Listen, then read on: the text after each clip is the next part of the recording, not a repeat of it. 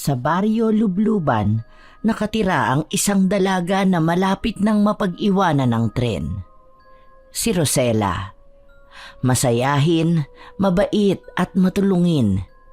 Hindi naman siya pangit. May kaya sa buhay, maganda ang trabaho at marami ang kanyang kaibigan. Ngunit ni isa ay wala man lang nanliligaw sa kanya. Kaya palagi na lamang siyang kinukutya at pinupuna ng katrabaho niyang atribida, si Angela. Abot langit ang galit nito sa kanya na hindi niya maintindihan. Sa isang kumpanya ng mga pagawaan ng mga pabango, nagtatrabaho si Rosella, na pagmamay-ari ng gwapo pero sobrang babaero niyang amo, si Marco.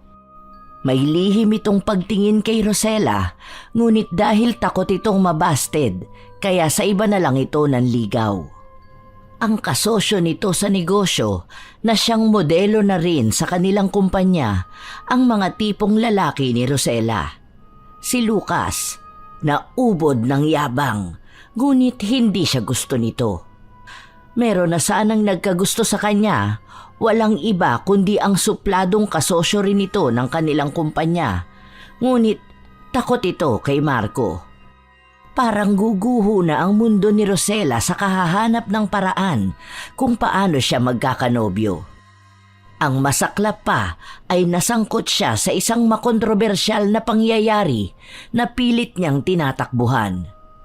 Mabuti na lamang at may natuklasan siya na isang bagay na nakapagpabago sa takbo ng kanyang pagkatao. Isang kakaibang pabango na sa tingin niya ay makakapagpabago sa takbo ng kanyang buhay. Kanino kaya galing ang bagay na ito? Talaga bang makakatulong ito sa kanya? O ikapapahamak niya? Tuluyan na ba talagang magiging isang matandang dalaga si Rosella? O dahil sa pabangong ito ay mahahanap na niya ang kanyang tunay na pag-ibig? Magandang umaga! Gising na ang pinakamagandang nilalang sa balat ng lupa! Masayang bumangon si Rosella. Nagliligpit ng kanyang higaan at nag-iinat nang biglang nagsalita ang kanyang personal na alalay. Magandang umaga, Ma'am Rose! Nakahanda na po ang almusal ninyo sa mesa at naiprint ko na rin po ang mga documents na pinasa ni Sir Marco kagabi. Pakicheck na lang daw po yun para maisubmit mo na mamaya. Ha? May sinend na naman siya?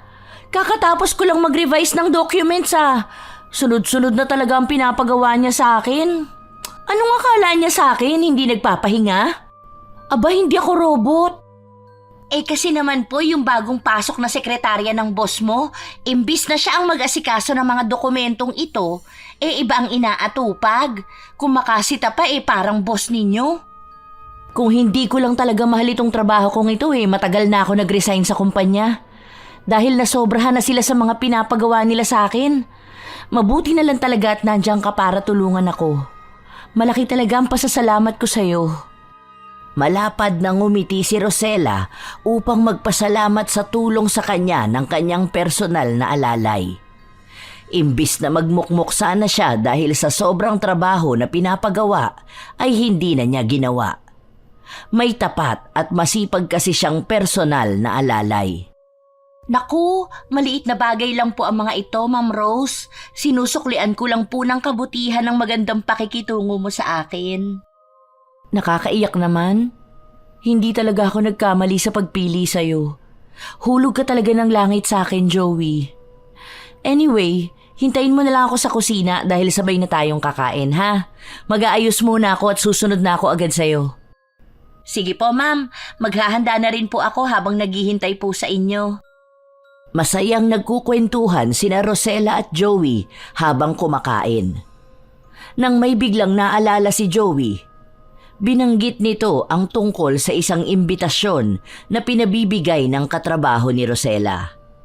Dahil likas kay Rosella ang pagiging mabait, kaya marami siyang nakakasundo sa kanyang kumpanya.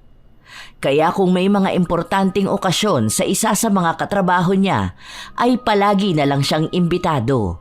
Walang palya. Ay ma'am, muntikan ko nang makalimutan na ibigay ito sa inyo. Mabuti na lang talaga at naalala ko pa. Dinampot ni Joey ang kanyang sisidlan ng mga gamit at may dinukot sa pinakaloob. Inabot nito kay Rosella ang isang pulang sobre na naglalaman ng imbitasyon. Sa tingin mo ba, kailangan ko pang umattend dito, Joey? Ay opo ma'am, hindi ba nagsabi ka nung nakaraan na gusto mo nang magkajowa? Siguro ito na po yung isa sa mga pagkakataon na makakahanap ka na ng asukal de fafa mo. Paano pala kung wala pa ring mangyari? Nakagaya pa rin ng dati kulelat pa rin ako. Ewan ko ba? Ay, hindi ko kasi lubos na maintindihan kung bakit sa dinami-rami ng tao sa mundo, isa pa ako sa mga hindi ligawin. Ay naku ma'am, hanggat hindi ka pa lumalagpas ng kalendaryo, meron ka pa ring tsansa na magkajowa. Tiwala lang po ma'am. Sana nga magdilang anghel ka, Joey. Kasi naririndi na talaga ako sa mga pangungutya nila sa akin. At isa pa, gusto ko rin talaga ma-experience na magkaroon ng boyfriend. Ay, huwag niyo na lang po intindihin yung mga pangungutya nila sa'yo. Darating din po ang taong nakatadhana para sa'yo. Basta ang mahalaga malusog at humihinga ka pa po, Ma'am Rose. Natawa na lang si Rosella sa huling sinabi ng kanyang PA. Sa bagay ay may punto rin ito. Matapos mag-almusal ay sumakay na ang dalawa sa sasakyan upang tumungo na sa opisinang pinagtatrabahuhan ni Rosella. Malaki talaga ang pasasalamat ko na ikaw ang binigay na PA sa akin. Akalain mo yun, bihira na lang ngayon ang makahanap ng 5-in-1 na assistant. Ano po ang 5-in-1, Ma'am Rose? Ginawa niyo naman po akong kape. Ay, sobra pa pala sa kape. Yun bang combo package? Hindi lang kasi kita personal assistant, personal advisor at personal driver na rin. Akala ko naman po kung ano na. Sa katunayan po ma'am, nag-aral din po talaga akong magmaneho dahil isa po yun sa mga requirements sa amin ng agency. Ay talaga? Ang galing naman. Bilib na talaga ako sa'yo. Opo. Ay, nandito na po pala tayo ma'am. Huminto ang sinasakyan nilang dalawa sa isang matarik na gusali. Salamat sa paghahatid. Mamaya na lang ulit ha. Sige po ma'am, mag-iingat po kayo. Bumaba na ng kanyang sasakyan si Rosella. Magalang na binati siya ng gwardya na sinuklian din naman niya ng isang matamis na mga ngiti. Kagaya ng nakasanayan, ay nauna na naman si Rosella sa pagpasok sa trabaho. Matindi ang dedikasyon niya sa trabaho niya, kaya ayaw niyang nahuhuli siya. Katatapos palang maglinis ng tagalinis ng cubicle nila nang dumating siya. Biglang nalungkot ang masaya niyang pagmumuka nang makita ang nasa ibabaw ng kanyang mesa. Ang bait mo talaga sa akin, Sir Marco. Ay, ang aga pa pero parang pang isang buwan na tong ipinatong mo sa mesa ko. Ano ba naman to? Sinalubong siya ng katrabaho niyang si Cardo.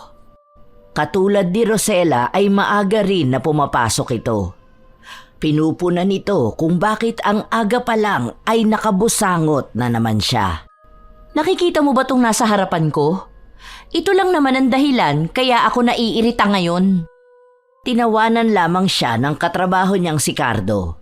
Sinabihan pa siya nito na bakit hindi siya mismong dumiretso sa pinakaamo nila para doon na magreklamo. Hindi pa nga tinatanong ni Sir kung okay lang ba sa akin. Basta na lamang ipinatong dito nang hindi nagsasabi. At saka palagi namang busy yun sa mga babaeng naglalabas-masok sa opisina natin. Nabanggit din ang katrabaho niyang si Cardo na baka ang bagong sekretarya ng amo nila ang may pakana ng paglalagay ng mga tambak na dokumento sa kanyang mesa. Hindi lang siya ang nakapansin na mukhang pinag-iinitan siya nito. Lahat, pati ng katrabaho nila, ang nakapansin na halatang may tinatagong inggit ang sekretarya ng amo nila kay Rosella. Ewan ko ba sa babaeng yun? Yun nga rin ang ipinagtataka ko eh. Wala naman ako nagawang kasalanan sa kanya sa pagkakatanda ko. Kaya wala rin akong ideya kung bakit sobrang init ng dugo nun sa akin. Mamaya kapag nandito na si Sir, sasabihin ko agad ang reklamo ko. Ay, sige na, aayusin ko muna tong nasa ibabaw ng table ko. I-check ko na rin kung ano bang problema ng mga to. Para naman may idea ako kung bakit palaging nandito to sa mesa ko. Inayos na lamang muna ni Rosella ang mga nakatambak na dokumento sa ibabaw ng kanyang mesa. Binasa na rin niya isa-isa ang mga ito para masiguro kung parte pa rin ba ng kanyang trabaho ang mga nakalagay. Habang abala si Rosella sa pagsusuri sa mga tambak na dokumento, nilapitan siya ng kanyang mga katrabaho na sina Jen at Ash na nagsipagdatingan na. Gusto pa nga ng kanyang kaibigang si Jen na batiin siya ng magandang umaga, ngunit napansin nito na wala siya sa mood. Maganda pa rin naman ang umaga ko, puwera lang sa mga dokumentong to. Tinulungan siya ng mga ito na suriin isa-isa ang mga dokumentong nakapatong sa kanyang mesa dahil nagbabaka sakali rin ang mga ito na baka may nahalo ring dokumento na para sa kanila. Sure, malayo pa naman ang oras at kung hindi ko naman kayo naaabala malaking tulong talaga sa akin yung inaalok nyo at hindi ko yan aayawan. Dahil kung ako lang mag-isa ang gagawa nito, baka overtime na ang kalabasan ko. Nagsisimula ng maghalongkat ang kanyang mga katrabaho nang may mabasa ang isa sa mga ito. Ang mga dokumentong kulang na matagal na nilang hinahanap ay nahalo pala sa mga dokumentong nakapatong sa mesa ni Rosella. Hindi lang si Rosella ang magrereklamo mamaya sa amo nila, kundi pati na rin ang mga ito. Irereklamo ng mga katrabaho ni Rosella na hindi ginagawa ng maayos ng bago nilang sekretarya ang kanyang trabaho. Hayaan nyo na. Sasabihin ko kay Sir Marco pagkarating niya mamaya. Mabuti na lang talaga at palagi akong maaga. Kung hindi baka sira na ang buong araw ko kung sakali. Salamat sa inyong dalawa ha. Ang laking tulong sa akin ito. Natapos nang magsuri ng mga dokumento sina Rosella at ang dalawa pa niyang katrabaho nang nilapitan siya ng isa pa niyang katrabaho na si Pam. Tinatanong nito kung natanggap na ba ni Rosella ang imbitasyon nito sa kasal. Oo, pero hindi ko pa nabasa Salamat nga pala sa pag-imbita ha. Muli siyang kinulit ni Pam na kailangan na niyang mabasa para malaman ni Rosella kung sino ang magiging kapartner niya sa araw ng kasal ni Pam. Ha? Bakit may kapartner pa? Hindi ba dadalo lang naman ako sa kasal mo? Kakain at magte-take out ng lumpia? At isa pa, paano ko naman babasahin yun? Nasa personal assistant ko ang imbitasyon na binigay mo. Siya ang may hawak nun. Pagka-uwi ko na lang siguro o pwede nyo rin naman nasabihin na sa akin ngayon mismo. Ngunit pinipilit siya ni Jen kung hulaan kung sino. May kasama pang kilig ang pagkasabi nito na dahilan ng pagkaba ng dibdib ni Rosella. Isang tao lamang ang pumasok sa kanyang isipan. Pero baka mali rin siya kaya ayaw niyang manghula. Puro kayo kalokohan. Sige na, sabihin niyo na sa akin. Alam niyo naman na hindi ko gusto yung mga pahula-hula na yan. Dahil ayaw ni Rosella na manghula, kaya napilitan namang sabihin ng kanyang katrabaho na nag-imbita sa kanya ang totoo. Malakas pa na binigkas nito sa harapan ni Rosella kung sino ang magiging kapartner niya sa kasal nila. Ano? Bakit siya pa? Wala na bang iba? Pwede namang sina Lucas at Seth. Ang dami naman ditong iba. Pwede pa ngang si Kuya Cardo Ayon kay Pam na siyang ikakasal, ang amo nilang si Marco ang nagpresenta sa sarili niya na maging kapartner ni Rosella sa kasal nila. Sinabihan pa nito si Rosella na wag nang umasa kay Lucas at Seth dahil malabo pa sa matang may katarata na dadalo ito sa kasal nila. Dagdag pa ng katrabaho niyang si Jen na kung siya lang ang papipiliin ay ang amo nilang si Marco ang pipiliin niya dahil ito ang pinakapasok sa banga na maging kaparehas ni Rosella sa kasal. Magiging magandang pares sila sa araw na yon. Kung sa bagay, sino ba naman ako para maging kapartner nila Sir Seth at Sir Lucas? Isa lang naman akong hamak na empleyado. Kaagad na sinita ni Ash si Rosella. Hindi niya dapat pinabababa ang sarili niya dahil kung ikukumpara ang ganda niya sa mga naging modelo ng kumpanya nila ay pwede na siyang ipanlaban sa mga ito. Tinanong din siya nito kung ano pa ba ang inaayawan nito sa kanilang amo. Dahil sa angkin nitong kagwapuhan, kakisigan at bukod doon, mayaman pa. Tinawanan lamang ito ni Rosella. Nako, may isa pang kulang. Faithfulness. Nakakalimutan niyo ba na isa siyang certified babaero? Inirapan si Rosella ng mga katrabaho niyang sina Jen at Ash. Dahil bihira lang nagagawin ng kanilang amo na magpresenta na siya ang maging kapareha ng isa sa mga empleyado nila. Isang araw lang naman yun at dapat na dumalo talaga siya. At para hindi siya maburyong ay kailangang isama niya ang kanyang personal na alalay na si Joey. Biniro pa siya ng mga ito na wag masyadong mapili at baka hindi na siya magkanobyo pa. Tiyak na matutuwa si Joey kapag isinama ko siya doon. Oo na, sasama naman talaga ako. Iisipin ko na lang na ibang tao si Sir Marco. Muli siyang kinulit ni Pam na dumalo dahil ang magiging abay ng kasal nila ay ang mga wala pang asawa na tropa ng asawa ni Pam. Tiyak na babaha ng mga lalaking gwapo sa kasal nila. Isang malutong at gigil na tawanan ng magkakaibigan ang pumapaibabaw sa boses ng kanilang mga katrabaho. Kung sinabi mo ba naman kaagad sa akin na ganyan syempre pupunta talaga ako.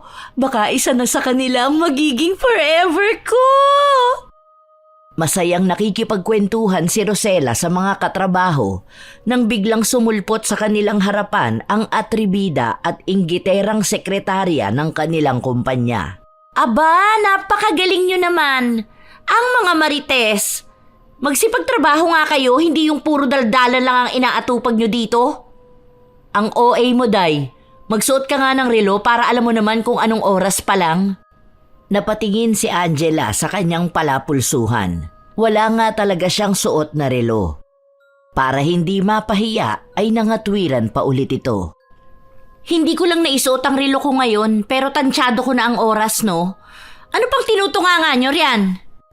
Pagkatapos sitahin ng sekretarya nilang inggitera sina Pam, Ash, Jen at Rosella, kaagad na nagkanya-kanyang paalam na ang mga ito kay Rosella upang bumalik sa kani-kanilang mga mesa. Ngunit ayaw magpaawat ni Rosella. Sa pagkakataong ito, ikaw nga na late ng isang oras, sinisita ka ba namin? Lagot ka talaga kay Sir Marco pagdating nun, isusumbong ka namin. At hindi ba, 7:00 ng umaga ang pasok mo? Nangangatwiran ka pa? Tingnan mo nga yan table mo, Rosella. Imbis na atupagin mo yung mga nakatambak na dokumento, inuuna mo pang makipagdaldalan. May pruweba ka ba na hindi ko inayos to?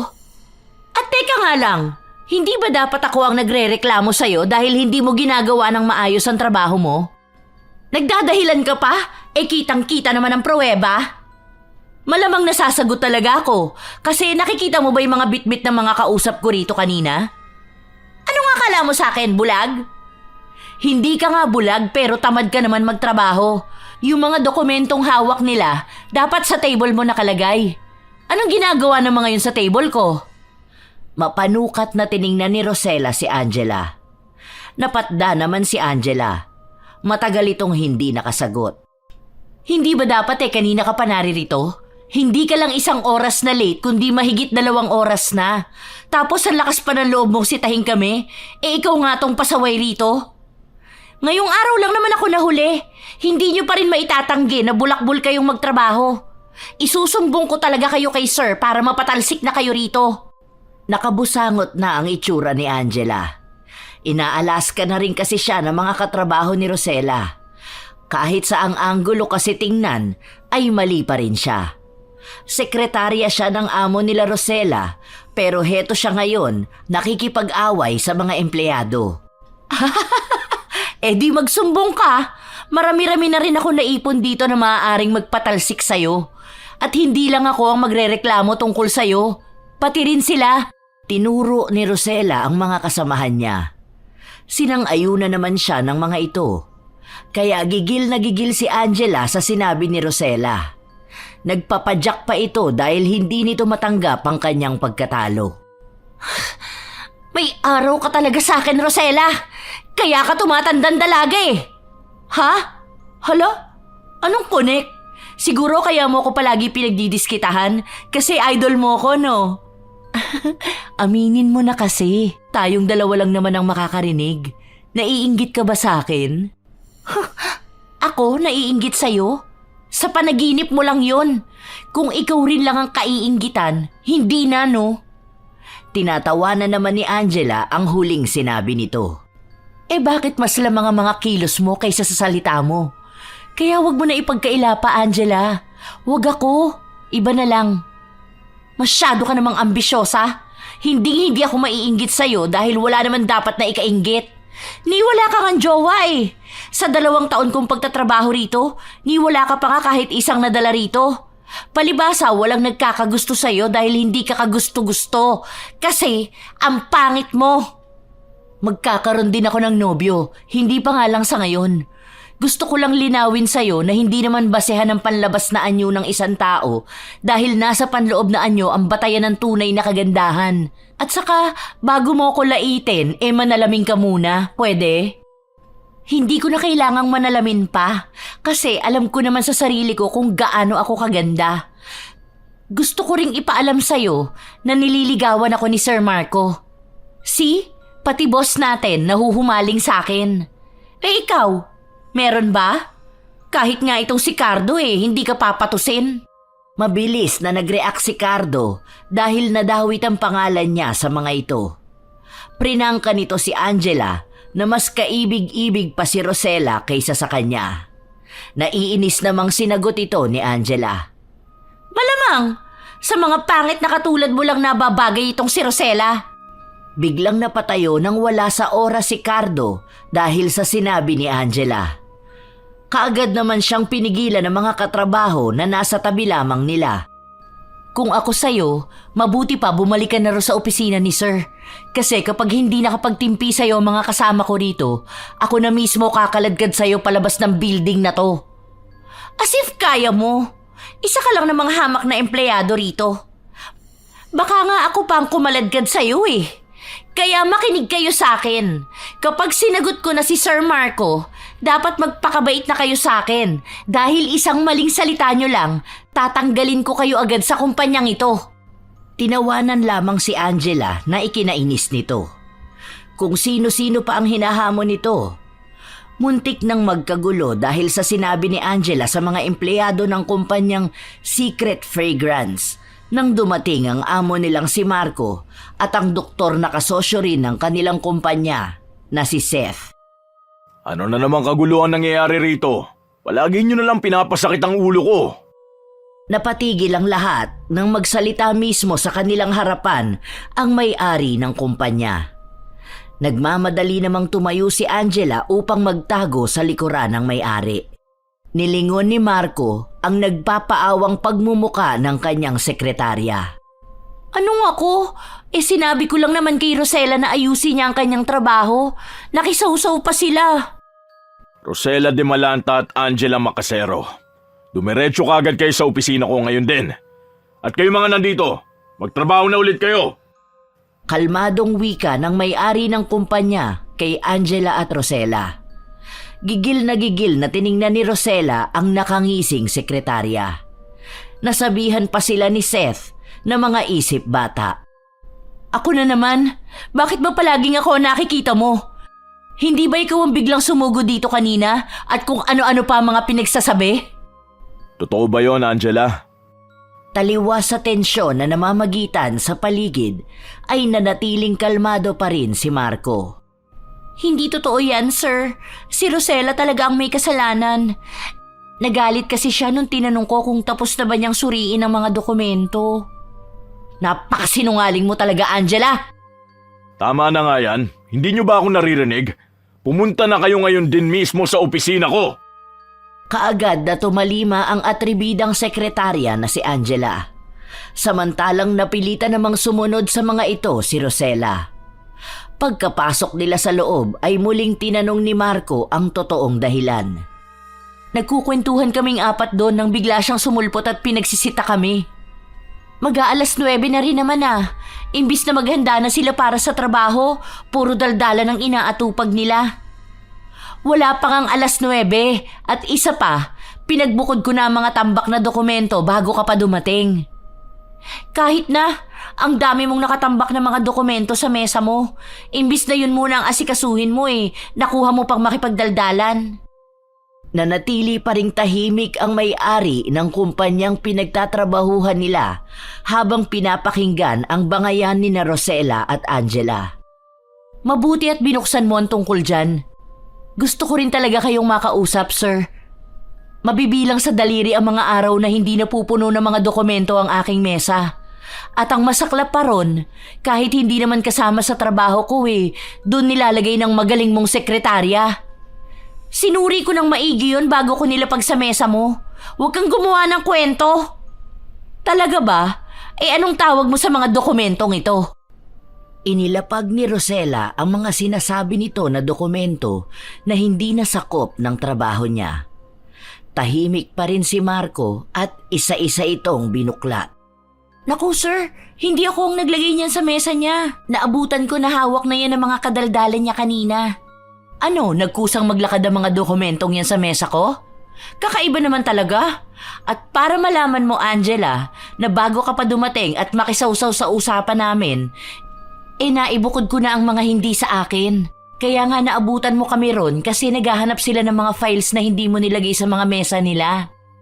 Binabaliktad talaga ako ng babaeng yan, sir. Lumapit si Angela kay Marco at malanding nagpapansin dito. Dahil sertipikado na babaero ang may-ari ng kanilang kumpanya, kaya tuwang-tuwa ito sa atensyon na ibinibigay ng sekretarya nito. Paniwalaan mo naman ako, sir. Nagsasabi naman ako ng pawang katotohanan lamang. Iritadong pinapaikot ni Rosella ang kanyang mga mata sa harapan mismo ng naglalandi ang may-ari ng kumpanya at ng atribida nitong sekretarya. Huwag ka mag-alala, Miss Dimalanta. Naniniwala naman ako sa'yo. Simula bukas, i-assign ko na sa iba ang paglalagay ng mga dokumento. Makakalis ka na. Inis na tinalikuran ni Rosella ang may-ari ng kanilang kumpanya na kasalukuyang nakikipaglandian sa sekretarya nito. Gusto sana ni Rosella na magpasalamat pero nagbago ang isip niya kaya walang lingon-likod siyang lumabas sa opisina ng may-ari. Sinalubong kaagad ng tanong si Rosella ng kanyang mga katrabaho. Malugod naman niyang sinagot isa-isa ang mga ito. Ang tanging sinabi ni Sir Marco sa akin, itatalaga niya sa iba ang paglalagay ng mga dokumento sa mga mesa natin. Hay, sa wakas, matatahimik na rin ang buong maghapon ko. Matapos niyang sabihin ang mga katagang yun, ay saka naman dumating ang pinakamataas na pinuno ng grupo nila.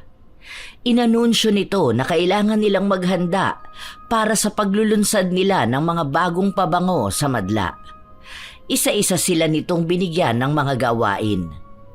Pagkatapos na marinig ng lahat ang pag-aanunsyo ng paglulunsad, ay naging abala na si Rosella at ang kanyang mga katrabaho. Kinukwento niya sa personal niyang alalay ang nangyari sa araw na yon. Kung ako siguro ikaw, ma'am, wala nang usap-usap. Baka nasupalpal ko na yon ng magtanda. Nakakagigil talaga ang pag-uugali niyang si Angela. Naku, hindi dapat dahas ang ipapakita natin sa mga may galit sa atin. Kabutihan ang magandang pantapat sa kanila. Konsensya na lang nila ang unti-unting uusig sa kanila. Ang bait mo talaga, ma'am. Nagtataka talaga ako kung bakit wala ka pa ring nobyo hanggang ngayon. Natawa si Rosella sa sinabi sa kanya ni Joey. Hayaan mo, malapit na yon. At sinisiguro ko na ikaw ang unang-unang makakaalam. Natuwa naman ang personal na alalay ni Rosella sa kanyang mga sinabi. Iniimbita ka pala ni Pam sa kasal niya, kaya may kasama na akong pumunta sa venue ng kasal. Ay, talaga po? Tutulungan po kitang makahanap ng asukal de fafa doon, Ma'am Rose. Ikaw talaga. Bago natin isipin yan, tulungan mo muna akong maghanap ng mga modelo sa ginawa kong konsepto para sa paglulunsad ng mga bagong pabango ng kumpanya namin. Sige po, kukontakin ko kaagad pagkarating natin sa bahay ang mga kakilala ko para bukas maisalang na kaagad sila. The best ka talaga, Joey. Naging abala na si Rosella sa mga sumusunod na araw. Mabilis din siyang nakahanap ng mga modelo para sa paglulunsad ng kanilang produktong pabango, sa tulong na rin ng kanyang personal na alalay. Makalipas ang ilang araw ng pagpupuyat ni Rosella, dumating na ang araw na pinakahihintay niya. Kasalukuyang kinakausap siya ng kanilang pinakamataas na leader dahil sa matagumpay na paglulunsad. Binabati siya nito dahil sa matagumpay na paglunsad ng kanilang produkto. Pumalakpak ang tenga ni Rosella sa tuwa. Maraming salamat po sa pagtitiwala. Hindi rin naman po ako magtatagumpay, ma'am, kung hindi dahil sa mga kagrupo ko. Tinutokso naman si Rosella ng kanyang mga katrabaho tungkol sa promosyon niya. Kaagad na siniko ni Rosella ang katrabaho nitong si Jen. Nagpaparinig din si Ash kung may selebrasyon ba sila mamaya dahil namimiss na raw nito kung ano ang lasa ng alak. Ay naku, uuwi pala ako ng maaga ngayon. Sinita kaagad si Rosella ng kanyang katrabahong si Pam. Kailangan nilang magsaya dahil minsan lang naman ito. Tapos bigla naman dumating si Angela na nakaangkla kay Lucas. At ang isa pang seryosong kasosyo ng may-ari ng kumpanya, si Sir Seth. Nasaktan ng palihim si Rosella. Matagal na rin kasi siyang may lihim na paghanga kay Lucas, ngunit hindi man lang siya napapansin ito. Congrats sa inyong lahat dahil sa matagumpay nating paglulunsad. Bilang pasasalamat sa inyo ay magkakaroon tayo mamaya ng foam party. Kaya isuot nyo na ang pangmalakasang kasuotan nyo mamaya. Masayang-masaya ang mga empleyado ng kumpanya ni Rosella. Lingid sa kanyang kaalaman, may nagpaplano na pala ng hindi maganda para sa kanya. Habang naghahanda ang lahat, ay abala rin sina Angela at Lucas sa kanilang masamang binabalak. Basta yung usapan natin ha, huwag mong kakalimutan. Huwag kang mag-alala dahil sisiw lang sa akin ang pinagagawa mo. Matagal ko na rin kayang napapansin yung mga tingin-tingin ni Rosella sa akin. Isang kalabit ko lang dyan, tiyak na makakaisa ako mamaya. Bahala ka na kung anong gagawin mo sa kanya, wala akong pake. Basta siguraduhin mo lang na makikita ni Sir Marco ha. Ang kulit mo rin no? Wala ka bang bilib sa akin? Maiba tayo. Bakit mo ba palaging pinag-iinitan yan si Rosella? Gusto kong mapahiya siya sa harapan ni Sir Marco. Magiging hadlang siya sa aming dalawa ni Sir Marco. Nagngingit-ngit sa galit si Angela habang binibigkas ang mga masasamang binabalak niya para kay Rosella. Gusto ni Angela na mapahiya si Rosella sa kanilang opisina at ang naisip niyang plano niya rito ang inaakala niyang magiging angat niya rito. So, totoo pala ang balitang nasagap ko sa kumpanya? Balita? Na ano? Na may gusto si Sir Marco kay Rosella? Nalukot lalo ang pagmumuka ni Angela dahil sa narinig. Hindi niya matanggap na ang kinaiinisan niyang si Rosella ang magugustuhan ng may-ari ng kanilang kumpanya. Ako lang ang dapat na magustuhan ni Marco. Kung ako ikaw, gagawin ko ng mabuti ang trabahong pinapagawa ko sa'yo. Ibigay mo na sa akin ang kalahating bayad para namang ganado akong gawin ang pinagagawa mo sa akin. Dinukot ni Angela ang laman ng kanyang bag at inabot ang isang kayumangging sobre kay Lucas. Kumpleto na ba to? Walang labis, walang kulang? Bilangin mo kaya. Dalian mo dahil may gagawin pa ako. Binilang nga ni Lucas ang laman ng kayumangging sobre na ibinigay ni Angela sa kanya. Napangisi si Lucas matapos bilangin ang laman nito at sinaluduhan si Angela. Pairap namang tumalikod si Angela kay Lucas. Napailing naman na binulsa ni Lucas ang perang natanggap at naghanda na para sa party mamaya. Ay, ang dali lang talaga kumita ng pera. Hindi napansin ni Lucas ang paglapit ni Seth sa kanya. Nagulat pa siya nang bigla na lang itong magsalita. Tinatanong nito kung nakita ba niya si Marco. Nandun po sa opisina niya, kasama sa loob yung sekretarya niya. Malinaw ang pandinig ni Lucas sa sinabi ni Seth. Kung kailan daw ba magtitino si Marco. Napailing na lamang si Lucas sa sinabi nito. Nagpalinga-linga si Lucas at may nakita siyang bakanteng upuan sa bandang unahan. Maganda ang pwesto na kanyang napuntahan. Nakikita kasi ni Lucas ang kaganapan sa kanyang harapan. Nananatili lamang na nakatayo si Seth sa pwestong pinag-iwanan niya rito nang palapit ang grupo ni Rosella. Alam ni Lucas na matagal nang may gusto si Seth kay Rosella. Matagal na itong nagbabalak na pumorma rito. Ngunit dahil mahigpit na pinagbabawalan nito ni Marco, ay walang nangahas na manligaw kay Rosella. Sa pinagsamahan nilang tatlo ni Marco, kaya hindi na nito pinursigi pa ang dalaga. Saksi rin siya sa pagpapapansin ng kaibigan ni Rosella rito na si Jen. Nagsasayang ka lang ng itsura, babae. Dahil nauhumaling yung sisat sa kaibigan mo. Tanging pagtango lamang ang itinugon ni Seth nang binati ito ng kanyang mga empleyado. Kilala ni Lucas si Seth. Gusto lang nitong magpa-impress sa harap ni Rosella kaya niya ginawa yun. Dahil maliban sa pagiging seryoso nito, ay napakaarte pa nito sa babae. Napaismid na lang si Lucas nang kinilig si Jen sa ginawa ni Seth dito. Nagtilian pa ang ibang kaibigan ni Rosella. Gwapong-gwapo na kayo riyan. Wala nga sa kalingkingan ng kagwapuhan ko yung sisit eh. Napagpasyahan ni Lucas na agahan na niya ang gagawing masama para kay Rosella upang madagdagan na ni Angela ang bayad sa kanya. Paubos na kasi ang pantustos niya sa ipinagbabawal na gamot. Kaya tumayo na si Lucas upang lapitan ang grupo ni Rosella. Natahimik pa ang mga ito nang lumapit sa kanila si Lucas. Hi girls! Pwede ba akong makijoin sa grupo nyo ngayong gabi? Nakangangang natulala si Rosella habang nakatitig sa nagsasalitang si Lucas. Kung di lang siya kinalabit ni Pam ay baka malunok na niya si Lucas nang wala sa oras. Hi Rose! Pwede ba kita makapartner sa sayo mamaya? Ha? Ano kasi? Napakamot ng ulo si Rosella. Hindi kasi niya alam kung saan niya kakapain ang tamang isasagot sa tanong ni Lucas sa kanya. Tinukso naman si Rosella ni na Pam, Ash at Jen. Nahihiyang sinisita naman niya ang mga ito. Ang malala ay iniwanan pa siya ng kanyang mga kasama. Hoy! Huwag niyo akong iwanan dito!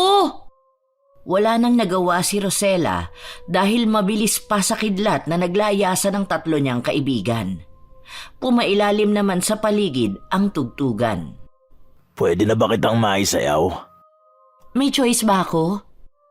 Wala! Tara na! Wala nang nagawa si Rosella nang hilahin siya ni Lucas na sumayaw sa gitna. Kagaya ng sinabi sa kanya ng kanyang mga kaibigan. Sunggaban ang pagkakataon habang umaayon sa kanya ang panahon. Buong magdamag na kasama ni Rosella si Lucas. Ito rin ang nakaalalay sa kanya nang malasing siya. Pagkatapos ng gabing yun ay wala na siyang maalala. Nagising na lamang si Rosella na hubot-hubad sa loob ng isang motel. Wala nang Lucas sa kanyang tabi. Walang hiyang lalaki yun. Hindi ko alam na ganun pala kabastos yun. Humanda ka sa akin pagpasok ko sa opisina. Nagngingit-ngit sa galit si Rosella nang malaman niyang nakuha nito ang kanyang pinakaiingat-ingatang pagkababae.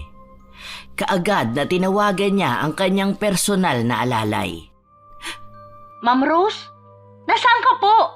Kanina ko pa po hinihintay ang tawag mo. Kagabi pa ako nag-aalala sa inyo. Sunduin mo ako rito. Umiiyak na nagsumbong si Rosella sa personal na alalay niya at kaagad na sinundo siya sa motel na pinag-iwanan sa kanya ni Lucas. Kaya pala hindi kita makontak kagabi. Pumunta pa ako sa pinagdausan ninyo pero ang sabi nila, may sinamahang ka raw pa uwi kaya sa bahay na lang ako naghintay. Anong gagawin ko? Paano kung magbunga ang panghahalay na ginawa niya sa akin? Magsampa ka po ng kaso, pero magtanong-tanong muna po tayo sa mas nakakaalam.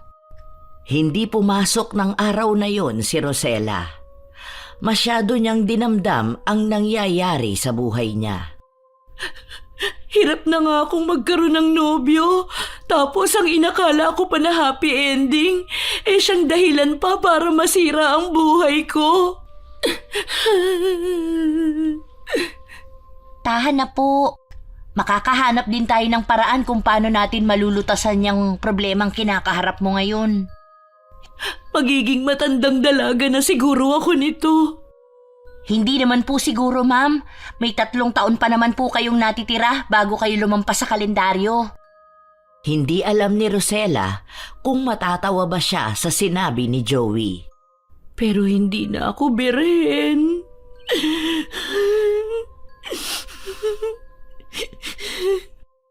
Rose, wala naman pong namamatay dahil sa hindi na sila birhen. Ang ate ko nga nag-asawa pero hindi naman ang asawa niya ang nakauna sa kanya. Pero mahal na mahal po siya ng bayaw ko. Sana nga ganyan ang mahanap kong lalaki. Paano pala kung hindi? Wala naman po may gusto na mangyari po sa inyo yan. Tiwala lang po. Kahit anong pampalubag loob ang sabihin ni Joey kay Rosella, ay hindi pa rin siya mapalagay. Mas lalong gumuho ang mundo niya nang tinawagan siya ni Ash. Nag-aalalang ibinalita nito. Nakalat sa opisina nila ang ginawa ni Lucas kagabi. Pinagmamayabang pa nito na ito ang nakauna kay Rosella. Ha? Anong kinalat? Nagkwento siya? Kinukwento rin ito na nakapag-video pa ito sa pagniniig nila kagabi at napanood ng lahat yun. Hayop na Lucas yan! Hinalay niya ako kagabi. Nilagyan niya ng pampatulog ang iniinom ko. Ipinaliwanag ni Ash sa kanya na hindi siya tulog sa video. Hinaluan ni Lucas ng droga ang inumin ni Rosella kagabi. Nanlumo si Rosella dahil sa narinig. Wala na siyang mukhang maihaharap pa sa mga ito kinabukasan. Nasira na ang kanyang iniingat-ingatang puri at dangal sa lalaking matagal na niyang hinahangaan. Bakit ganito ang nangyari sa akin? Natigil sa pag-iyak si Rosella nang makatanggap siya ng tawag mula sa kaibigan niyang si Pam. Kinansila na nito ang pagkuha sa kanya bilang abay sa kasal dahil ayaw ng mapapangasawa nito na mapahiya sa mga katrabaho. Ayos lang. Expected ko naman na gagawin mo yan. Kaagad na dinipensahan ni Pam ang kanyang sarili. Ang asawa raw niya ang nagdesisyon. At tinakot pa si Pam ng mapapangasawa niya na hindi na itutuloy ang kasal kung makikipagmatigasan siya rito. Huwag kang mag-alala, hindi rin naman ako pupunta. Sa tingin mo ba may mukha pa akong maihaharap kung pupunta ako dun? Ayokong sirain ang importanteng araw ng buhay mo.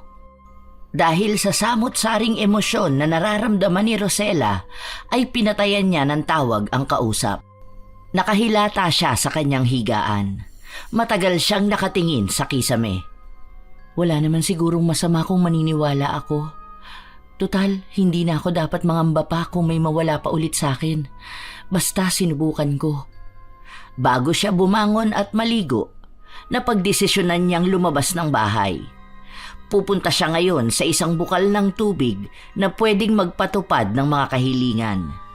Nabasa niya ito sa isang magazine na pinambalot sa bagong florera na nabili niya. Mabuti na lang at hindi ganon kahirap matunton ang naturang lugar. Bahala na talaga. Wala na akong ibang paraan. Desperadang matunton ni Rosella ang nasabing lugar. Nagbabaka sakali siya na sa pamamagitan ng paghiling niya roon ay mabago pa ang problema na kinakaharap niya ngayon. Sa wakas, natuntun din kita. Nagmamadaling bumaba si Rosella sa kanyang sasakyan.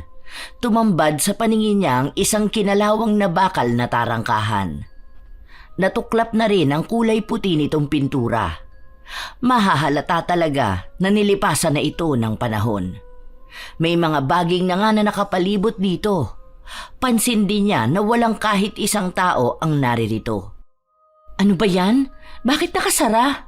Paano ako makakapasok dito? Ito pa naman ang huling alas ko. Pursigido si Rosella na makapasok dahil ang bukal ng tubig na lang talaga ang tanging pag-asa niya. Kapag hindi siya nakapasok doon, ay baka kailangan na niyang tumigil sa kanyang trabaho at magpakalayo-layo. Wala sa sariling napaupo siya sa labas ng kinalawang na tarangkahan. Desperadang napayuko na lamang siya sa kawalan. Siguro kalahating oras na ang nakalipas na ganon ang posisyon niya nang may marinig siyang mga yabag na papalapit sa kanya. Kaagad na nag-angat ng mukha si Rosella. Isang may edad na babae ang dumating. Tinatanong siya nito kung ano ang ginagawa niya sa labas. Ale, mabuti at dumating ka. Pwede mo ba akong papasukin dyan sa loob? Gusto ko talagang humiling sa bukal ng tubig. Nagsusumamong wika ni Rosella sa may edad na babaeng dumating. Sa hinuha niya, nasa 50 mahigit na ang edad nito. Hindi naman ito mukhang pulubi, ngunit parang may kakaiba sa mga ikinikilos nito. Yun ang napapansin ni Rosella. Nagpakilala ito sa kanya bilang si Madam Fe, na kaya siya palaging pumupunta sa naturang lugar dahil doon mismo nawala ang kanyang anak. Nagbabaka sakali ito na babalikan siya ng kanyang anak na higit 24 na taon nang nawawala. Mukhang natuwa pa nga ito nang malaman nitong gusto ni Rosella na humiling. Masaklap kasi ang pinagdaanan ko, Ale. Wala sa sariling na kwento ni Rosella sa estrangherang babae ang kanyang kinakaharap na problema. Nagbabaka sakali na lamang si Rosella na sa pamamagitan ng bukal na tubig ay matupad ang kanyang kahilingan para maiwasan niya ang masamang bangungot na nangyari sa kanyang buhay. Sinabihan siya nito na hindi siya pwedeng pumasok dahil nilagyan ng kuryente ang buong bakod. Nalungkot si Rosella dahil mukhang hindi na siya mabibigyan pa ng pag-asa. Ito na lang po talaga ang tanging pag-asa ko. Ay, sana man lang. May inabot si Madam Fe sa kanya na isang puting bote. Sinabi nito na isa itong pabango at ang tubig na ginamit sa pabangong ito ay galing pa sa tubig ng bukal. Talaga ho? Masasagot ba nito ang aking mga kahilingan? Nakangiting tumango kay Rosella ang bago niyang kakilala. Nagkwento ito na dating may-ari ang namayapa nitong asawa ng isang kumpanya ng pabango at ito ang tagagawa. Pero simula nang mawala ang anak nito ay unti-unti ring naglaho sa mga ito ang lahat ng pinaghirapan nilang mabuo. Pasensya na po kayo. Naungkat ko pa po ang nakaraan ninyo. Tumingin si Rosella kay Madam Fe. Parang may nais siyang iparating sa bagong kakilala. Mabuti na lamang at mabilis nitong nakuha ang gustong sabihin ni Rosella sa kanya. Binigyan siya nito ng mga tagubilin. Kailangang ipahid ni Rosella ang pabango sa likod ng tenga nito kung may napupusuan itong lalaki. Kapag naamoy ang huwad na halimuyak ng pabango nito, ay tiyak na mapapaibig ni Rosella ang lalaking gusto niya. Hala, parang gayuma po. Dahan-dahang tumango ang bagong kakilala ni Rosella. Magkano po ba ito? Malugod siyang sinagot nito na libre lamang ang pabangong ibinigay dahil karapat-dapat daw si Rosella na mabigyan nun. Ha? Talaga po? Naku, marami pong salamat. Hulog po kayo sa akin ng langit. Tuwang-tuwa si Rosella. Nakalimutan na nga niyang itanong dito kung ano ang magiging kapalit. Malaki ang pasasalamat ni Rosella sa bagong kakilala. Nagpaalam na siyang umalis, pero hindi pa nga siya tuluyang nakakaalis. Muli siyang lumingon upang itanong sana kung ano ang tunay na pangalan ng anak nito o ano ang itsura. Ngunit paglingon niya ay wala na roon ang babaeng nakilala. Nagtataka man ay sumakay na si Rosella sa kanyang sasakyan. Nagmamadaling pinaandar ito at dumiretso kaagad sa bahay niya. Mababalik ko na rin sa dati ang nasira kong dangal. Babangon ako. Bago umuwi ay nakipagkita muna si Rosella kay Lucas. Mabilis naman niya itong napapayag. Idinahilan niyang gusto niya ulit makasama ang lalaki sa motel. Humanda ka sa akin, Lucas. Kailangan mong maibangon ang nasira kong dangal. Nakatanggap si Rosella ng tawag mula kay Lucas na maghihintay ito sa silong kung saan nakaparke ang mga sasakyan. Bago lumabas sa kanyang sasakyan si Rosella, ay nagpahid siya ng kaunting pabango sa likod ng kanyang tenga. Huwag mo sana akong bibiguin, Madam Fe. Malaki ang tiwala ko sa inyo. Taimtim na dasal ni Rosella. Kabado siya habang papalapit sa kinaroroonan ni Lucas. Sa likod ng pagiging matikas nito ay nagtatago ang isang demonyong hayok sa laman.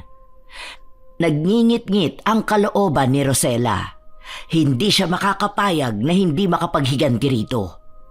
Abala si Lucas sa hawak nitong telepono nang mag-angat ito ng ulo. Parang tumigil ang pag-ikot ng orasan base sa makikitang reaksyon ng pagmumuka ni Lucas. Paganda kaya ata ng paganda sa paningin ko, Rosella.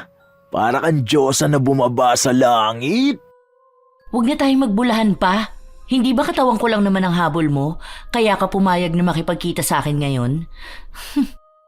Di, ang totoo. Talagang gusto kitang makita uli. Para alukin ka na maging girlfriend ko. Tutunganin na natin para matigil na ang kumakalat na chismis. Di na kasi ako pinapatahimik ng konsensya ko eh. Gabi-gabi ka ring laman ng panaginip ko. Nabigla si Rosella sa sinabi ni Lucas sa kanya. Mukhang nagsasabi ng katotohanan si Madam Fe. Nilapitan siya ni Lucas at hinawakan sa kamay at hinagkan ito. Ayusin ko ang problema na kinakaharap natin ngayon. Pagtulungan natin na mabalik sa dati ang lahat. Papapatawad mo pa ba ako, aking Rosella? Namilog ang mga mata ni Rosella sa sobrang kagalakan. Nasasabik na siyang pumasok bukas.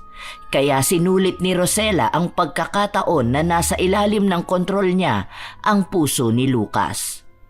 Tuwang-tuwa si Rosella sa atensyon na ibinibigay ni Lucas sa kanya. Matagal na niyang pinangarap ang ganito.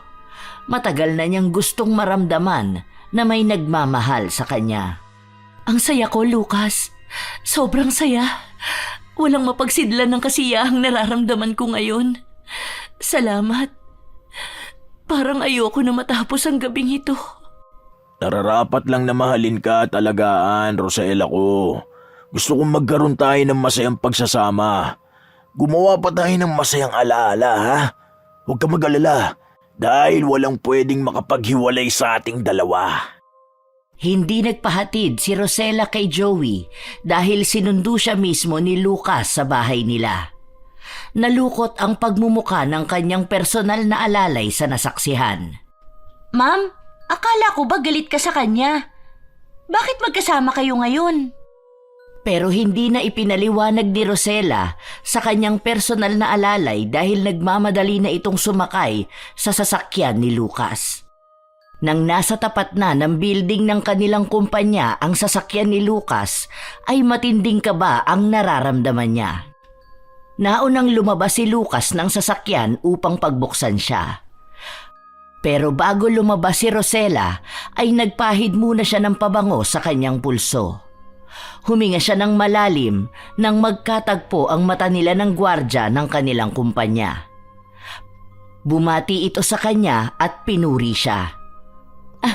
Maraming salamat po. Parang nabunutan ng tinik sa puso si Rosella sa naging reaksyon ng gwardya sa kanya. Halos lahat ng kakilala niya na makakasalubong nilang dalawa ni Lucas ay binabati sila at tinutukso. Lalo na nang pumasok silang magkahawak ang kamay papunta sa opisina kung saan naroroon ang departamento ni Rosella. Gusto ko lang masiguro na safe kang makarating dito. Kaya hayaan mo na akong ihatid ka mismo sa mesa mo. Pumalakpak ang tenga ni Rosella sa mga papuring natanggap mula sa kanyang mga kaibigan, lalo na ang sinabi mismo ni Lucas sa kanya. Hinatid lamang siya ni Lucas sa kanilang departamento at pumunta na ito sa kanyang opisina. Tumitili pa ang mga kaibigan ni Rosella habang binabalita ng mga ito na may nagpadala ng isang bungkos ng mga bulaklak sa kanyang mesa. Nagmamadaling pumunta si Rosella sa kanyang pwesto at dahan-dahang inamoy ang mga bulaklak. Inangat ni Rosella ang tarheta na nakalagay dito.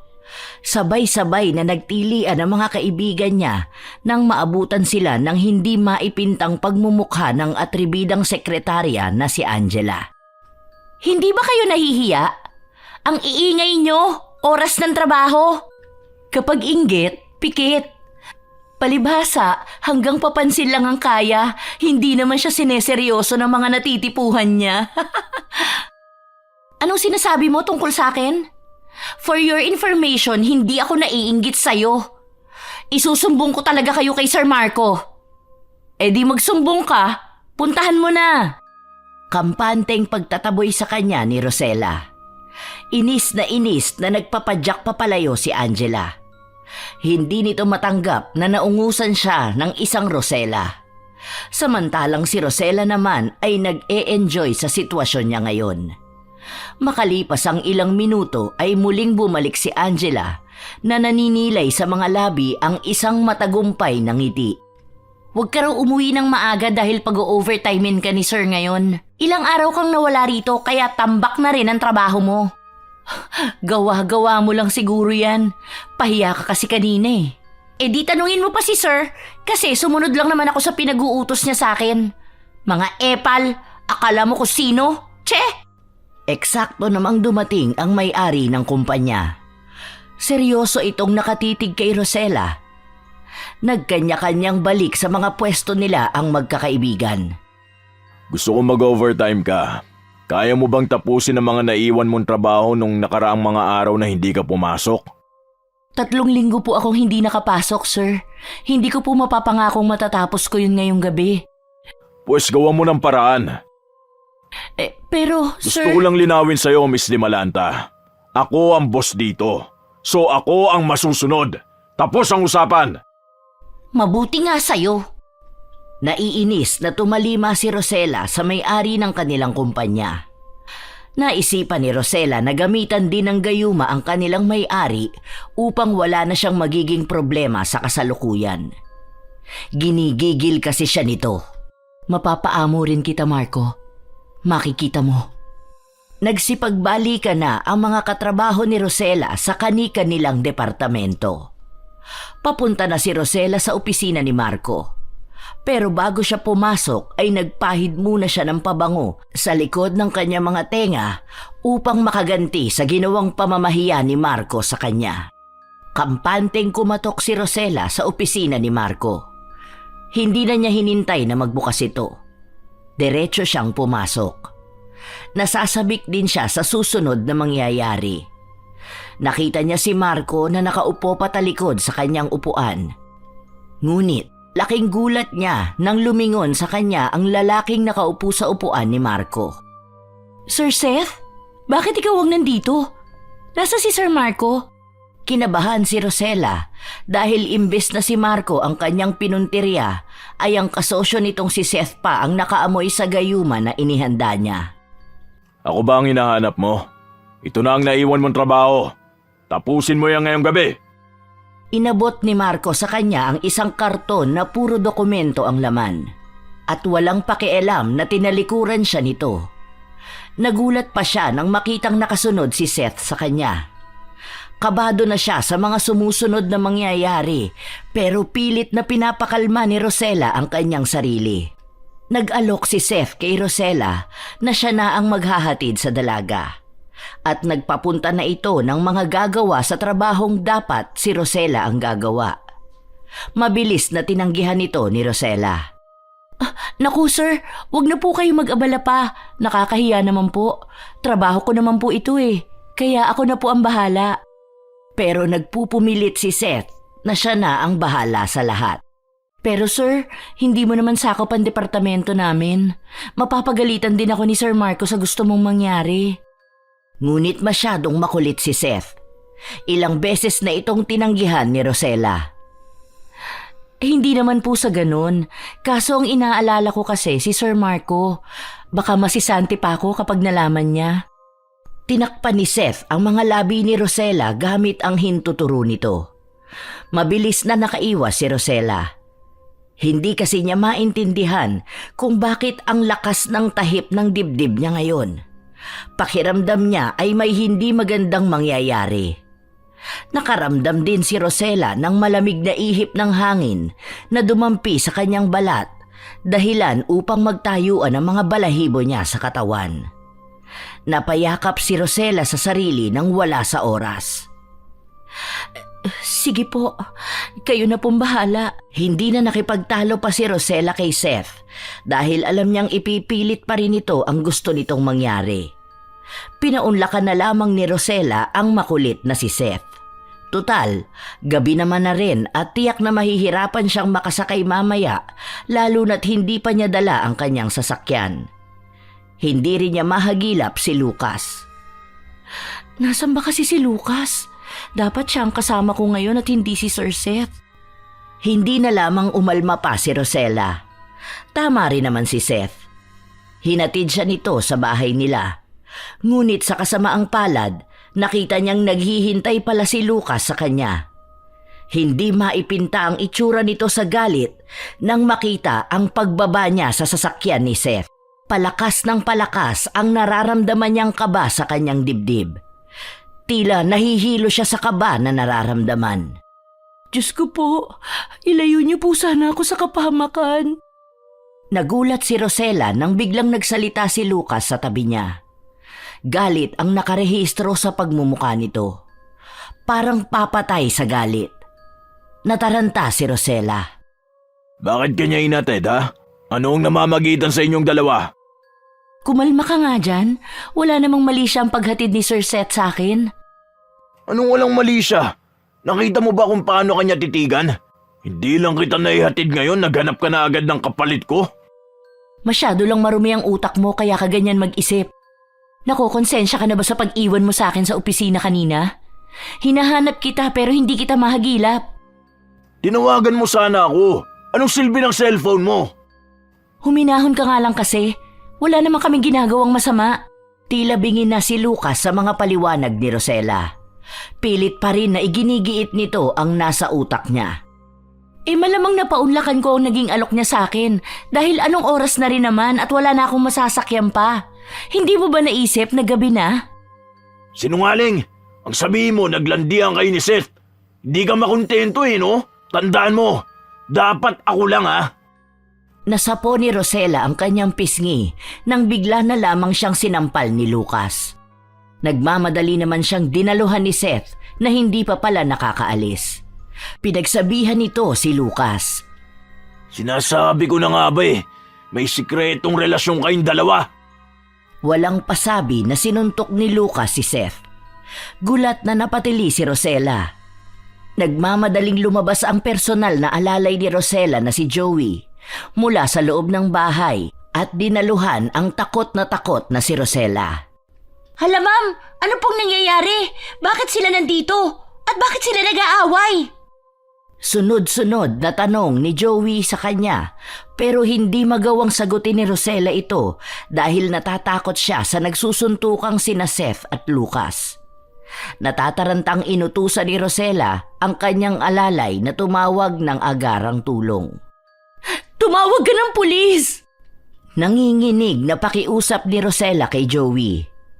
Inawat na sina Seth at Lucas na mga kapitbahay ni Rosella, ngunit hindi nagpapaawat ang mga ito. Patuloy lamang sila sa pagsusuntukan. Wag! Diyos ko po! Sunod-sunod na nakakabinging mga putok ng baril ang narinig ni Rosella. Nangatog ang tuhod ng kanyang alalay na si Joey sa nasasaksihan. Nakahandusay sa semento si Seth at naliligo sa sarili niyang dugo. Halos mabaliw si Rosella sa kanyang nakita. Lucas! Anong ginawa mo? Napatay niya po ata si Sir Seth, ma'am. Nararapat lang sa kanya yan. Ayoko maging kahati ko pa siya sa pagmamahal ko sa'yo. Tila ba nabaliw si Lucas? Muli itong nagpaputok ng baril na ikinatakot ng mga taong nakapalibot sa kanila at nagsisigaw. Walang kahit sino mang makapaghiwalay sa amin ni Rosella. Papatayin ko ang lahat ng ahad lang sa akin sa pagmamahal ko sa kanya. Pagkatapos sabihin ito, ay malakas na hinablot ni Lucas sa braso si Rosella. Napaigik pa ito sa sobrang lakas ng pagkakahila nito. Ano ba, Lucas? Nasasaktan ako! Sir Lucas! Saan niyo dadalhin si Ma'am Rose? Tulungan niyo kami! Nagmamakaawang nakiusap si Joey kay Lucas. Ngunit tila ba walang naririnig si Lucas sa sinabi ni Rosella sa kanya. Mapuwersang isinakay ni Lucas si Rosella sa kanyang sasakyan. Naghisterika lang dalaga at nanlaban, pero masyadong malakas ang pagkakahawak ni Lucas sa kanya.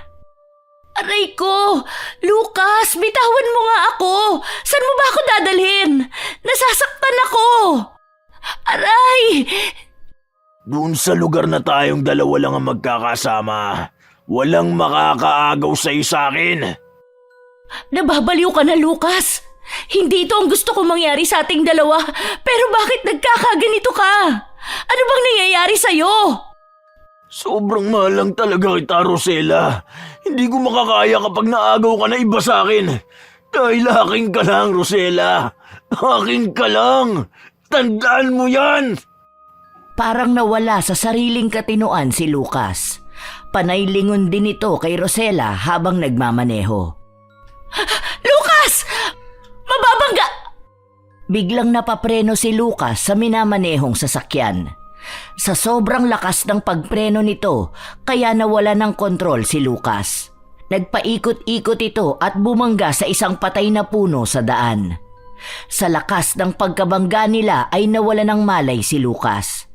Maswerte na lang talaga na mabilis na nagkamalay si Rosella. Kailangang makatakas ako kay Lucas. Kailangan kong mahanap si Madam Fe. Bakit ganito ang epekto ng binigay niyang pabango? Ayoko ng ganito. Hindi naman ito ang gusto kong mangyari. Dahan-dahang gumapang si Rosella palabas ng sasakyan. Ramdam ni Rosella ang kirot ng kanyang sugat sa noo at binti. Ngunit hindi ito naging hadlang upang makatakas sa baliw na si Lucas. Nang biglang mabangga si Rosella sa isang pares ng duguan na paa. Biglang tumahip ng malakas ang dibdib ni Rosella. Nadagdagan ng takot na nararamdaman niya. Nang pag-angat niya ng mukha ay tumambad sa kanyang harapan ang nakangising si Seth. Nababalot ang damit nito sa natutuyong dugo. Ang boses nito ay parang galing na sa hukay. Nag-alok ito ng tulong kay Rosella at nangako ito na ilalayo siya sa baliw na si Lucas. Huwag na huwag kang lalapit! Nagpatuloy si Seth sa paglapit kay Rosella. Nangangakong aalagaan siya nito na hindi kayang gawin ni Lucas sa kanya. Hindi kaagad nakasagot si Rosella dahil sa biglaang pagsabog ng sasakyan na sinasakyan niya kanina. Naisip niya si Lucas. Kasamang sumabog si Lucas sa sasakyan. Dahan-dahang bumangon si Rosella papalayo kay Seth. Layuan mo ko! Patay ka na! Binaril ka ni Lucas kanina! Pinapaliwanag ni Seth sa kanya na hindi namamatay ang pagmamahal kahit ilagay na siya sa ilalim ng lupa. Habang buhay, namamahalin siya nito. Nagimbal si Rosella sa sinabi ng patay na katawan ni Seth sa kanya. Kahit paikaik ang naglalakad si Rosella, ay pinipilit nitong makalayo kay Seth. Nahintakutan pa siya lalo nang may makita siyang isang tao na papalapit sa kanyang kinaroroonan. Tulungan mo ko! Parang awa mo na! Ngunit labis ang naramdaman niyang takot nang mapagsino ang taong papalapit sa kanya. Walang iba kundi si Lucas. Sunog ang buong mukha nito at ang ibang parte ng katawan. Sa hinuha ni Rosella, katulad din ni Seth ay nalagutan na rin ito ng hininga. Andiyan na ako, Rosella. Wala nang makapag-iwalay pa sa ating dalawa. Isasama kita sa hukay. Takot na takot si Rosella sa kanyang nasaksihan.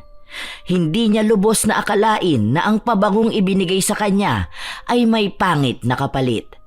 Isang masamang bangungot ang nangyari sa kanya ngayon. Humiling si Rosella na sana'y may dumating na tulong.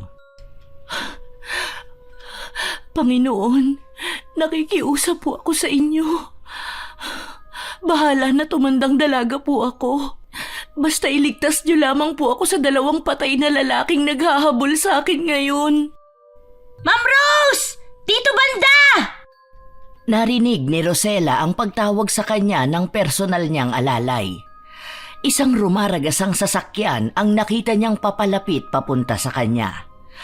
Kumakaway pa habang lulan si Joey ng sasakyan. Walang takot na binangga nito ang 2 patay na lalaki na humahabol kay Rosella. Salamat naman at dumating ka. Hindi ko na alam ang gagawin ko. Hindi po kita pwedeng pabayaan na lang. Nang makita kitang kinaladkad ni Sir Lucas, saka naman dumating ang mga pulis. Nakita ko rin na bumangon ng patay na katawan ni Sir Seth, kaya tinawagan ko na ang albularyo na kapitbahay namin. Alam kong mas makakatulong siya sa kinakaharap mong sitwasyon ngayon. Paano mo nalaman? Hindi ko naman natatandaan na nabanggit ko sa'yo ito, ha? Nagduda po kasi ako nang makita ko si Sir Lucas na hinatid ka sa bahay. Kaya nagtanong ako sa mga kaibigan mo kung anong nangyayari. Nagtataka rin sila, pero dahil mahal ka nila at gusto ka nilang sumaya, kaya sinuportahan ka nila. Kaya mas lumakas ang kutob na nararamdaman ko nang malaman ko na naging kayo na. Saktong nakita ko ang lumang magasin sa mga gamit mo. At tama po ako ng hinala. Nagpunta ka sa bukal ng tubig, sa sinumpang lugar. Sinumpang lugar? Paano ko maaalis sa akin ang sumpang ito? Para kay Rosella, isang sumpa ang nangyari sa kanya. Isinumpa siya ng tadhana. Kung hinarap niya ang problema niya noon at hindi naghanap ng ibang solusyon, ay hindi mangyayari sa kanya ang lahat ng ito. Labis ang nararamdamang pagsisisi ni Rosella. Matagal nang ipinasara ang bukal na tubig dahil marami ang kababalagang nangyayari sa mga humihiling doon. Saan mo ba nakuha ang magasin na binasa mo? Maaari ko rin bang malaman kung anong bagay na ginamit mo sa panggagayuma? Pinambalot ito sa florerang nabili ko sa palengke. Nakasanayan ko na po kasi nabasahin ang mga nakabalot na dyaryo o magasin sa mga gamit na nabibili ko. At isang pabango ang ginamit ko. Paano niyo po pala nalaman na ginayuma ko sila? Base sa kinalabasan ng mga lalaking yun ay gayuma ang paraan na ginamit mo. Lahat kasi ng nagayuma ay mababaliw sa taong nanggagayuma sa kanila. At iisa lang ang focus ng mga ito. Ang mahalin ng tapat ang nanggagayuma sa kanila. Kahit na malagutan pa mga ito ng hininga ay mananatiling pumipintig ang puso nila sa taong nanggagayuma sa kanila. Kaya kanila inahabol kahit patay na sila. Namamatay lang ang mga ito kapag napawalang bisa na ang gayuma na ginamit sa kanila. Noong una, gusto ko lang namang makaganti. Pero hindi ko inakala na mauuwi sa ganito ang lahat. Gusto ko lang naman ng sumaya. Lahat ng bagay ay may hangganan. Lahat ay may limitasyon. Palagi mong tatandaan yan at huwag kalilimutan. Parang awa niyo na po. Tulungan niyo po akong mawala sa akin ng sumpang ito. Natatakot po ako. Huwag kang mag-alala, Ineng. Gagawin ko ang lahat ng aking makakaya. Masugpo ko lang ang nangyayaring kabalbalan sa'yo. Dapat magtiwala ka po kay Inko Maku. Ma'am, at higit sa lahat, sa itaas. Sunod-sunod na napatango si Rosella. Tama ang kanyang personal na alalay. Bakit hindi agad sumagi sa isipan ni Rosella na magsimba? Siguro hindi mangyayari sa kanya ito. Baka nasolusyonan pa niya ang kanyang kinakaharap na problema ngayon. Patawad po, Panginoon. Nakalimutan kong tawagin ka. Dapat sa'yo ako unang humingi ng tulong. Nawala po ako sa landas. Gabayan niyo po sana kami ngayon upang mapagtagumpayan namin ang pagpuksa sa kasamaan. Kaagad na nagpunta sina Inko, Joey at Rosella sa lugar kung saan nagsimula ang lahat. Sa isinumpang lugar kung saan nakilala ni Rosella si Madam Fe. Ibigay mo sa akin ang bagay na punot dulo ng lahat ng nangyari sa'yo ngayon. Inabot naman kaagad ni Rosella ang pabango na nangalahati na ang laman. Ako na lang po ang magbabantay sa paparating para mabalaan ko rin kayo at walang iistorbo sa ginagawa ninyo. Gamitin mo ito, Ineng. Mabisang pangontra yan kung sakaling iba ang darating dito ngayon. Inabot ng albularyo ang malaking bote na naglalaman ng mahiwagang tubig na galing sa simbahan. Salamat po. Sana mapagtagumpayan po natin ang labang ito. Nagsimula ng magsindi ng kandila si Inko Maku. Naglabas siya ng mga gamit at isa-isa itong pinagpatong-patong sabay buhos sa natitirang laman ng pabango. Nagbigkas din si Inko ng mga dasal na tanging siya lamang ang nakakaintindi. Pumigit ka, Ineng. At kahit anong mangyari, huwag ka magpapatinag. Kaagad na tumalima si Rosella sa sinabi ng matanda. Palakas ng palakas ang dasal na binibigkas nito. Unti-unting naramdaman ni Rosella ang malamig na simoy ng hangin. Isasama kita sa hukay, Rosella! Hindi ako makakapayag na mawalay ka sa akin! Hindi ko hahayaan na makalapit kayo kay Ma'am Rose! Naririnig ni Rosella ang sunod-sunod na atungal ng dalawang lalaking patay na naghahabol sa kanya. Patawarin niyo po ako, Panginoon. Hinding-hindi ko na po uulitin ang aking ginawa. Parang awa niyo na po. Wala po sanang masamang mangyari sa aming tatlo rito. Pakiusap po. Umihip ang malakas na hangin. May narinig si Rosella na iyak na pamilyar sa kanya. Umiiyak ito dahil hinahanap nito ang kanyang anak. Hanggang sa bigla na lang itong tumawa ng pagkalakas-lakas. Ang malademonyong tawa nito ang nagpadagdag ng tensyon sa buong paligid. Tigilan mo na si Rosella! Wala siyang kinalaman sa nangyayari sa anak mo! Unti-unting naramdaman ni Rosella na parang may yumayakap sa kanya na malamig na hangin. Matinding takot ang kanyang naramdaman.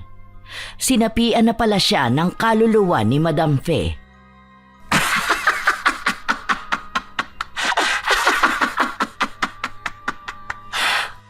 Hinangad ng hangal na babaeng to na makapaghiganti. Iisa lang naman ang hangarin naming dalawa. Kagaya ng mga humihiling sa bukal ng tubig. Malugod ko lang naman na pinagbigyan ng mga kahilingan nila.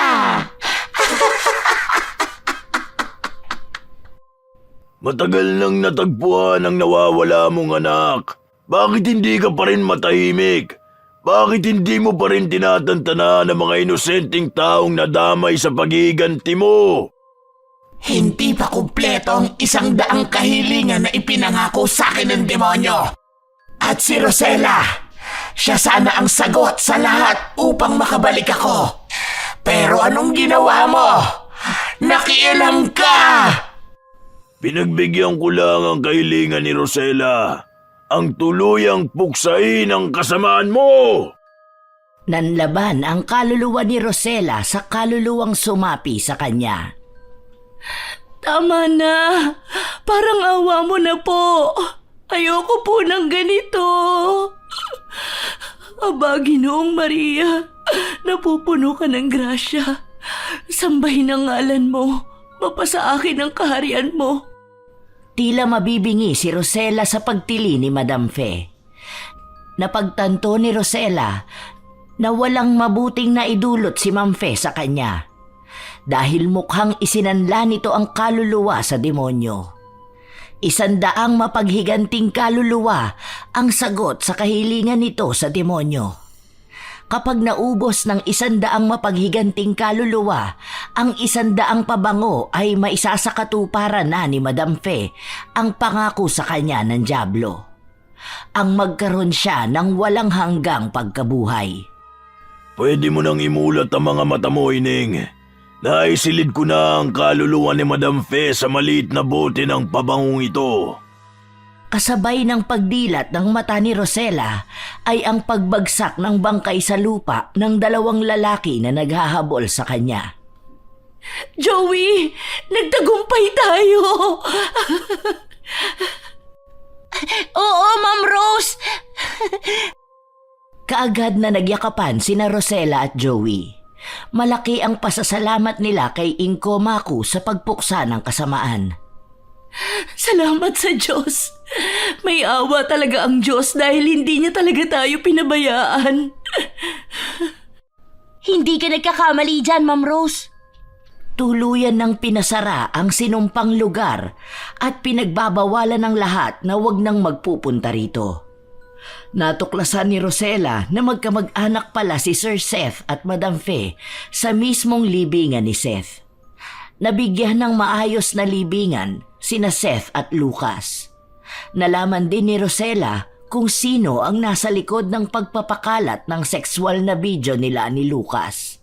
Binayaran din nito si Lucas upang gawin ang kahalayang yun. Sir Marco, parang awa niyo na po. Tulungan niyo po ako. Ayoko pong makulong. Kailangan mong panagutan sa batas ang ginawa mong kasalanan at hindi ka dapat sa akin humingi ng kapatawaran. Napatigil si Angela na tumingin kay Rosella. Malalim itong nagpakawala ng buntong hininga. Patawarin mo ko. Nagawa ko lang naman yun dahil sa labis na pagmamahal ko kay Marco. Kahit anong gawin kong pagpapapansin sa kanya, hindi ko maalis ang pagmamahal niya para sa'yo. Tumigil ka nga dyan. Hindi ko siya gusto, no? Umayos ka nga. Ew! Totoo yun. Matagal ka ng mahal ni Sir Marco. Saksi ako sa pagmamahal niya sa'yo. Yung si Sir Seth, mahal ka rin noon pero binalaan silang lahat ni Sir Marco na patatalsikin sa trabaho kapag may nanligaw sa'yo. Kung mahal pala niya ako, bakit hindi niya ako niligawan? Naduwag kasi ako. Natatakot ako na kapag nagpahayag ako ng pagmamahal ko sa'yo, ay busted mo lang ako. Hindi ko kaya ang ganun kaya hanggang tanaw na lamang ako sa'yo. Dumating na ang mga pulis na magdadala kay Angela sa presinto. Rosella, pakiusap naman oh. Huwag mo akong hayaang makulong. Hindi ko na uulitin. Bahala na ang korte na humusga sa'yo dahil hindi matatawaran ang ginawa mong pagdungi sa aking dangal. Nakulong si Angela at pinatawan ng 10 taon na parusa. Nagpasa ng sulat si Rosella sa kanilang kumpanya upang humingi ng 3 buwan na pahinga. Kaagad naman siyang pinagbigyan ni Marco na siyang may-ari ng kumpanya. Habang ine-enjoy ni Rosella ang kanyang 3 buwang bakasyon, ay napadaan siya sa maliit na simbahan malapit sa kanila. Hindi na siya nagdalawang isip na pumasok. Lord, kung sino na lang po ang ibibigay niyo sa akin, tatanggapin ko po ng buong puso. Kahit na lumagpas pa po ako sa kalendaryo, hindi na po ako magrereklamo. Huli na po talaga. Bigyan niyo po ako ng senyales na siya na po ang lalaking para sa akin. Taimtim na dasal ni Rosella nang mapagawi siya sa simbahan na malapit sa bahay nila. Simula kasi nang mangyari sa kanya ang masamang bangungot na yon, ay hindi na siya nakalimot na magdasal. Ipinapasa Diyos na lang niya ang lahat ng unos na dumating sa kanyang buhay. Pagkatapos niyang magdasal ay balak niyang gumala sila ni Joey. Pero papalabas na siya ng simbahan nang makasalubong niya ang nakangiting si Marco. Pauwi ka na ba, Rosella? Ihahatid na kita. Anong ginagawa mo rito? Sinusundo ko na ang future wife ko. Napatingala si Rosella at napatingin sa mga mata ni Marco. Doon niya napagtanto na si Marco talaga ang nakalaan para sa kanya.